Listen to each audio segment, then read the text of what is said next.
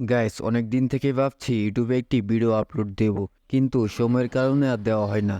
তাই ভাবলাম আজকে একটি ভিডিও বানানো যাক। গাইস তোমরা তো থাম্বনেল দেখে বুঝেই ফেলছো আজকে আমি কি করতে যাচ্ছি। আজকে আমি যাচ্ছি নারায়ণগঞ্জে সেরা বিরিয়ানি খেতে, এবং এই বিরিয়ানির টেস্ট নাকি অনেক ভালো। অনেক দূর থেকে নাকি মানুষ খেতে আসে।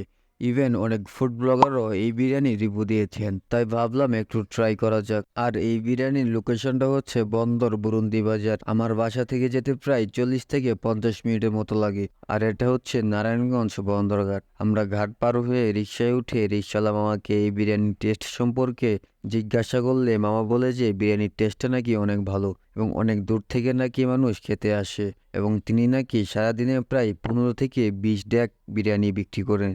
আর এই দিকের পরিবেশটা হচ্ছে গ্রামের মতো, সো আমরা গ্রামের ন্যাচারাল ফিল নিতে চলে আসলাম আসলাম ভাইয়ের বিরিয়ানির দোকানে। এই বিরিয়ানির দোকানটা অনেক ছোট, এবং আগে নাকি কোনো দোকানই ছিল না। উনি নাকি এই আম গাছের নিচে আগে বিরিয়ানি বিক্রি করতেন, এবং উনি নাকি প্রায় 15 থেকে 16 বছর ধরে বিরিয়ানি বিক্রি করেন। আর এটি হচ্ছে ওনার বিরিয়ানি। এই বিরিয়ানিটা খাওয়ার পর আমি আহামরি কোনো টেস্ট পাইনি, কিন্তু আমার বন্ধুর কাছে নাকি অনেক ভালো লেগেছিল।